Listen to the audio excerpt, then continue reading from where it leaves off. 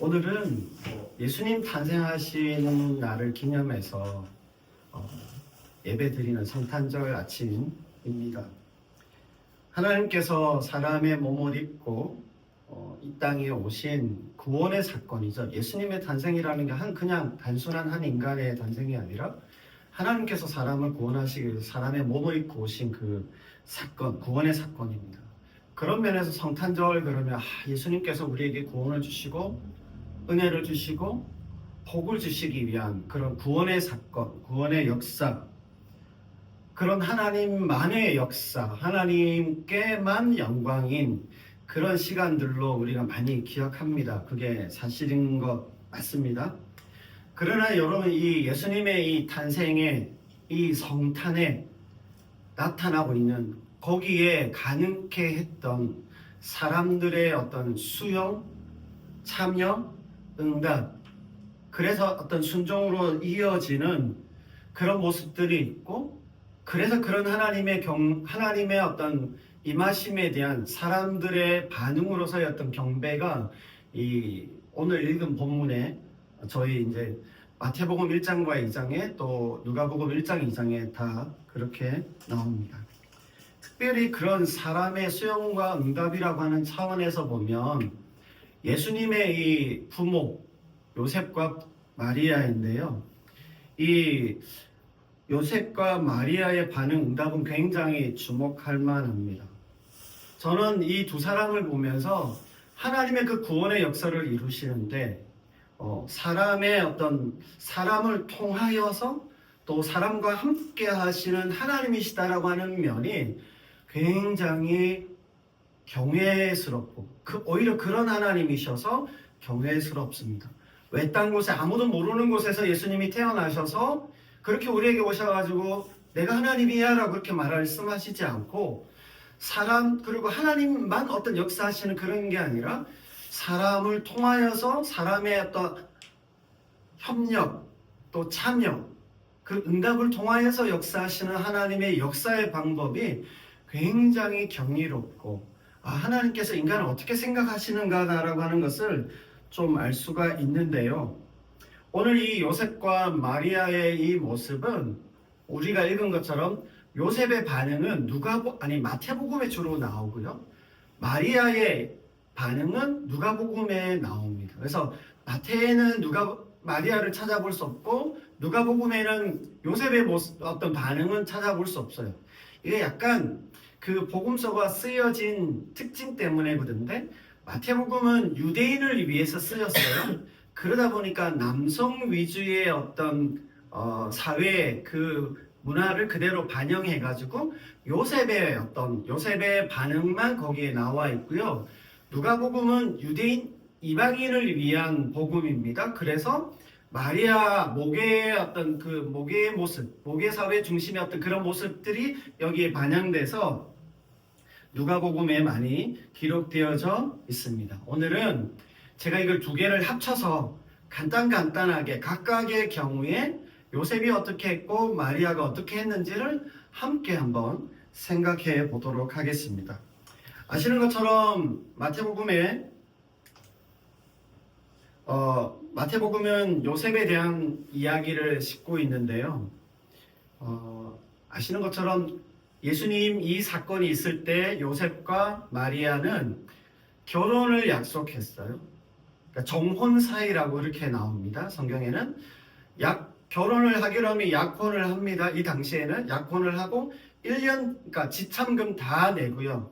그리고 약혼이면 거의 법적으로 결혼한 상태입니다. 그래서 다 하고 결혼식은 단지 이제 1년 뒤에. 그래서 신랑은 그 가정을 꾸미기 위해서 여러 가지 일을 하고 또 신부가 될 사람은 그 결혼하고 그런 것들 신부 수업을 받는다 이렇게 생각해도 될 것 같아요. 그래서 1년 뒤에 정식으로 결혼식을 하면 이제 합치고 합방을 하게 되어집니다. 이런 상황 가운데에 있는데 오늘 마태복음 1장 18절의 내용은 뭐냐면 이 무렵에 요셉이 마리아를 이렇게 그거 안 했는데 만나지도 않고 그냥 그렇게 알고 있는 상태에서 마리아가 임신했다라고 하는 것을 알게 됐어요. 그게 아마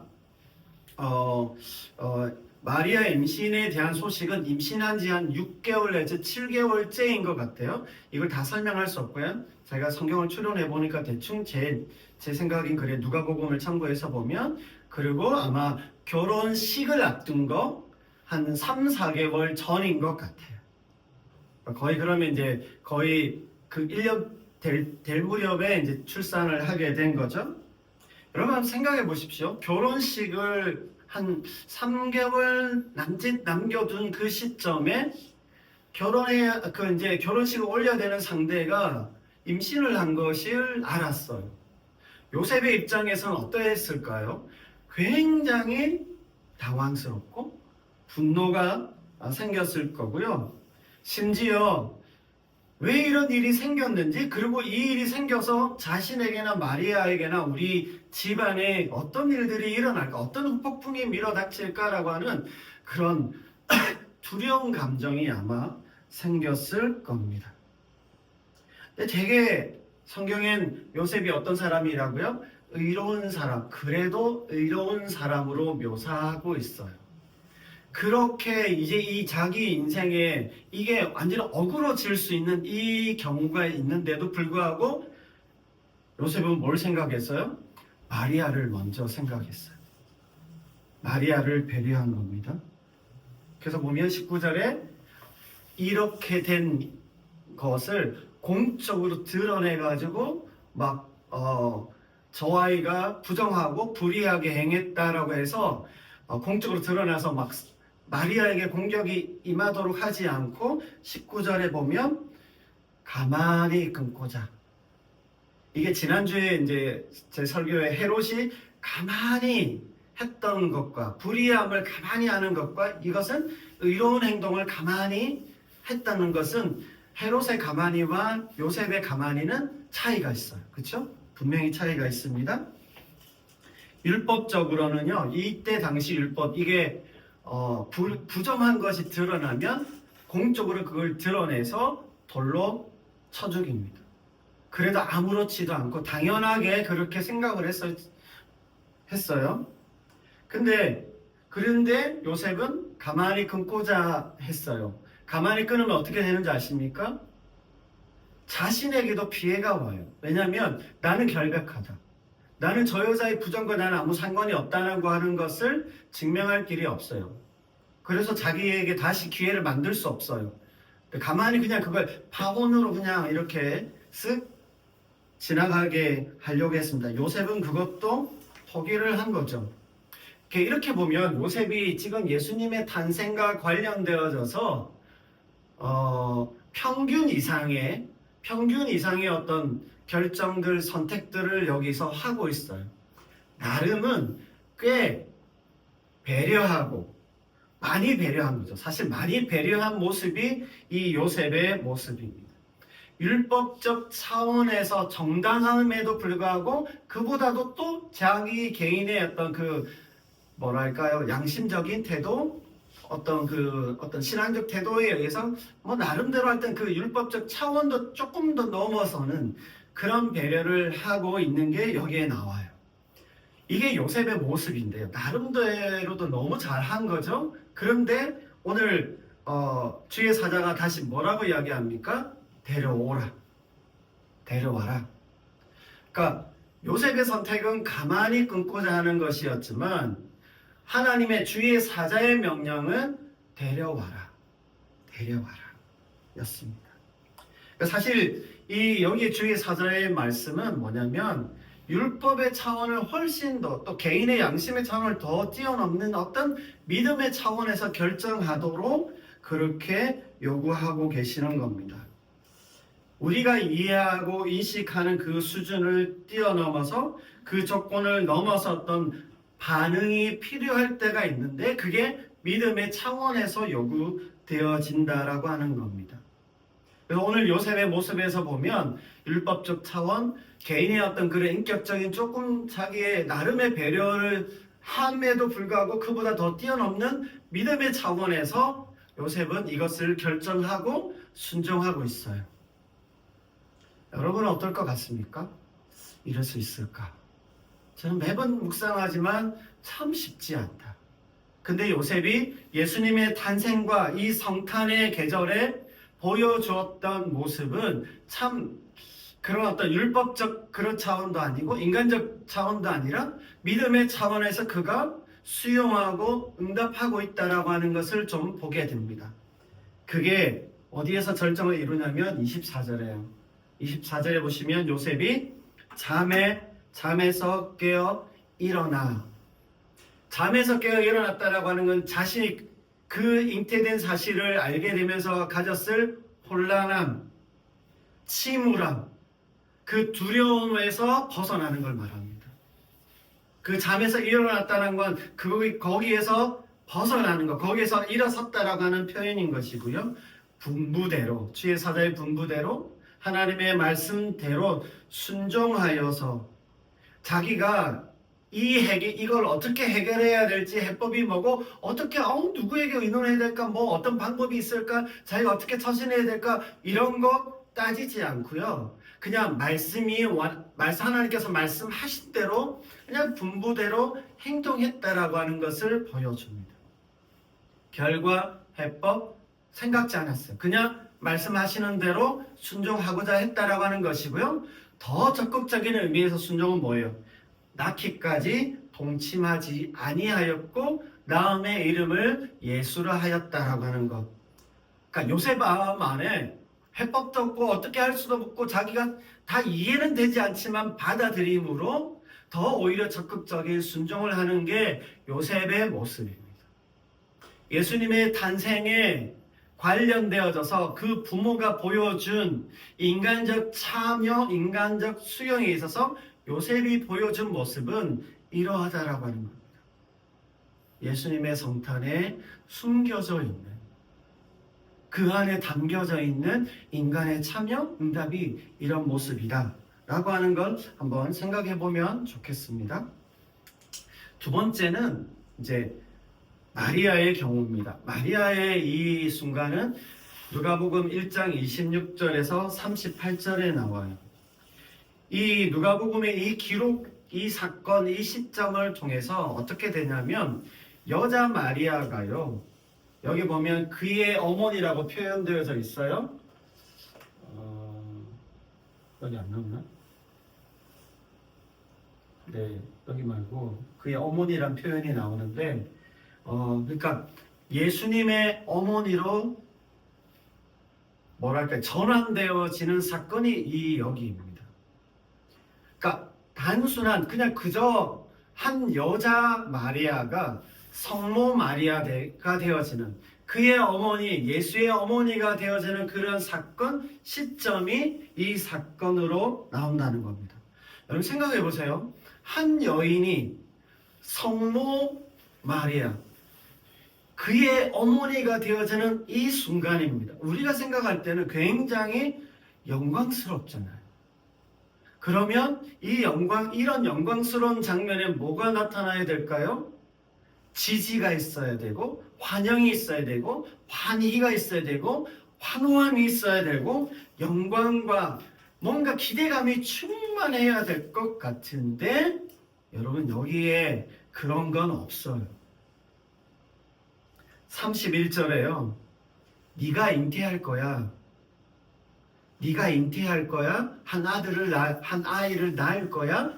이게 신학적으로 수태고지라고 합니다. 천사가 마리아에게 잉태된 것을 고지해주는 수태고지라고 하는데 여러분 이 수태고지가 마리아에게 어떻게 들렸을까요?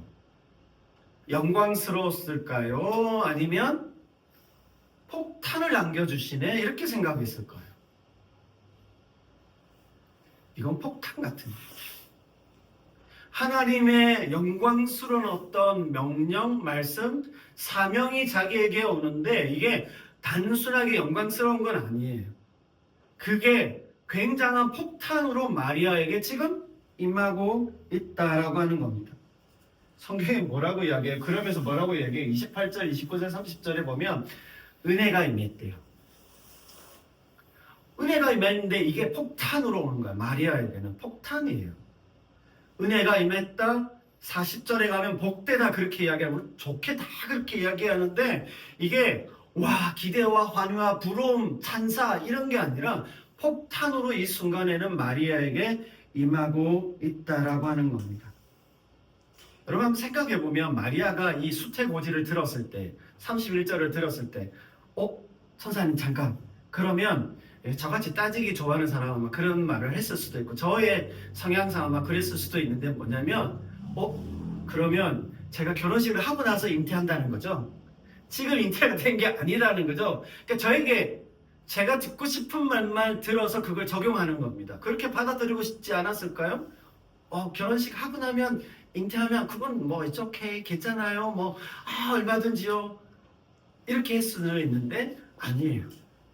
지금 결혼식 하기 전에 잉태가 되어져서 결혼식을 해야 되는 그 시점에 이미 배가 불러있는 그런 어떤 상황이 오게 된다라고 하는 것을 마리아가 몰랐다 알았어요. 자기가 듣고 싶은 대로 듣지 않았어요. 그대로 하나님 그 말씀해 주신 그대로 들었습니다. 여러분 한번 생각해 보세요. 이때 성인은요 결혼하는 성인의 나이가 남자는 15세에서 18세입니다. 여자는 13세에서 15세예요. 그러니까 최소한 마리아가 이때 13세 내지 15세 10대였어요. 예전에 우리나라도 그랬잖아요. 그런 것처럼 10대 때 이 일이 일어났어요. 10대 어린아이니까 마리아가 아무 생각도 없이 아무 생각이 없고 이걸 뭐가 뭘지 모르니까 그냥 하나님 말씀하시니까 네 좋아요 하나님 네 좋아요 이렇게 했을까? 아무 계산이 없었을까? 위험이나 대가 그의 치르게 될 대가가 얼마나 목숨까지도 내놓아야 되는 그런 어떤 엄청난 대가를 치러야 됨에도 불구하고 그걸 몰랐어? 그랬을까? 어려서 그랬을 거예요. 아닙니다. 마리아 다 알았어요. 13세에 우리 지금의 13세가 아니기 때문에 그걸 다 알고 있었을 것입니다. 계산해보지 않고 수용한 것 아닙니다. 이것은 계산할 수도 없고 계산도 안 되는 것이라고 하는 건 계산했어요. 그걸 계산한 겁니다. 하나님 잠깐 제가 그러면 이걸 제가 할지 말지 기도할 시간 좀 주세요. 기도할 시간 좀 주세요. 3일은 기도해야죠. 금식도 하고 기도해야죠. 그것도 그런 말도 하지 않았어요. 그 자리에서 듣자마자 하나님이 능치 못하심이었고 이렇게 될 것이다 라고 이야기를 들었을 때 바로 수용하고 응답하면서 순종하고 오늘 설교 제목처럼 내게 이루어지이다 라고 그렇게 말하고 있습니다. 네, 알겠습니다. 제가 그대로 받겠습니다. 그렇게 말하고 있습니다. 우리는 흔히 하나님의 말씀을 듣고 또 하나님께 뭔가 하나님의 일을 할 때 필요합니다. 준비가 되어져야 된다. 여러 가지 경험도 하고 배워야 되고 이렇게 해야 되고 여러 가지 다 해서 준비된 사람이 쓰임을 받는다라고 하는 말 틀린 말은 아닙니다. 근데 그렇다면 마리아는 무슨 준비가 필요했을까요? 13살짜리 여자아이가 여자 소녀가 뭐가 필요했을까요? 뭐가 더 경험치로 쌓여져야 그게 가능할 수 있었을까요? 경험치 많지 않았을 거라고 생각합니다. 이런 생각 저런 생각을 다 해보아도 제가 가진 결론은 결국 그거예요. 그거 다 생각할 수 없어요. 그 나이 그 경험치가 없는데 그걸 어떻게 다 생각해요? 단지 마리아의 마음 안에 있었던 건 뭐냐면 하나님이시니까 아멘한 겁니다. 사명이 어떠한지 그걸 어떻게 해야 되겠다 어떻게 어떤 일이 일어날 거다 이걸 다 생각한 게 아니라 말씀하시는 분이 하나님이시기 때문에 아멘한 것이 말씀하시는 하나님이시기 때문에 그 말씀하시는 그 하나님 때문에 그가 내게 이루어지다 라고 그렇게 말한 겁니다. 방법이나 만약에 어떤 일들이 일어날 것이다 그런 생각 거기까지 가지도 않았고요. 생각하지도 않았습니다. 감각적으로는 아마 즉각적으로는 이게 좋은 건 아니다. 불편하고 손해보고 어떤 큰 위험이 닥칠지도 모른다라고 하는 거 즉각적으로 생각했을까요? 그리고 이 성경 구절에 아무리 뒤져봐도 천사의 말에 뭐가 없어요? 아무 일 없을 거야. 이런 말 없어요. 너 잉태할 거다. 하나님이 이렇게 하실 거다. 그 말밖에 없어요. 아무 일도 일어나지 않을 거다라고 하는 말은 여기에 나와 있잖아요. 그걸 듣고 마리아가 대답하고 있는 거 아닙니다. 말씀하시는 하나님을 신뢰함으로 그 자신을 그 말씀에서 그 다음 부가되어지는 부차적으로 따라오는 그 모든 상황들이 없다 하더라도 그냥 말씀하시는 하나님이시니까 자신을 맡기고 하나님께 맡기면서 자신을 던지는 그런 응답을 했습니다. 저에게는 굉장히 이게 어려운 조건입니다. 저같이 많이 따지고 고민하는 사람에게는 너무너무 어려워요, 이게. 근데요, 신앙적으로, 영적으로 때로 이게 우리에게 필요합니다. 우리에게 필요해요. 그래서 필요한 어떤 이런 모습을 보면서 제가 도전이 되는 겁니다. 마리아의 그대로 이루어지이다 라고 하는 이것. 자신이 준비되었다기보다는 그저 하나님에 대한 신뢰하는 마음, 하나님에 대한 그 믿음으로 받아들이고 있는 마리아의 모습을 보게 됩니다. 38절에요. 마지막 절에 내게 이루어지이다. 이거를 제가 찾아보니까 헬라어가 아니라 라틴어로 찾아봤는데 피아트 미히라고 하는 단어입니다. 피아트가 예전에 우리나라에 좀 있었는데 이탈리아 그 브랜드의 자동차입니다. 차 이름입니다. 그것도 그렇게 따서 했어요. 이런 의미를 담으면서 이루어지이다. 그 회사 피아트는 다 그 철자마다 다 자기들의 고유한 그걸 넣었지만 부를 때는 피아트라고 부르고 싶어서 그렇게 한 것 같아요. 근데 이 단어가 어디에 나오는지 아십니까? 창세기 1장에 나와요. 창조 때 빛이 있으라 하시니 그대로 되니라. 빛이 있으라. 이거를 라틴어도 피아트 룩스라고 합니다. 룩스는 빛의 단위예요. 그래서 빛이 룩스입니다. 하나님께서 말씀하시는 그대로 나타나는 것, 아무런 저항과 반발과 왜곡이 없이 창조 때는 하나님의 말씀이 그대로 이루어지는, 이게 창조의 원래의 질서예요. 이제 타락 위엔 저항도 생기고 반대하기도 하고 오염도 생기고 왜곡도 생긴 게 하나님의 뜻이 이루어지는데, 그와 같은 일들이 이루어지는데, 오늘 마리아가 창조 때 하나님의 말씀대로 그대로 이루어지는 것처럼 자기의 삶 가운데에도 하나님이 말씀하시니까 자기에게 그대로 이루어진다라고 말하고 있는 구절이 오늘 그대로 이루어지다, 이 구절입니다. 근데요, 이 구절이 또 어디에 나오는지 아세요? 예수님께도 2번 나옵니다.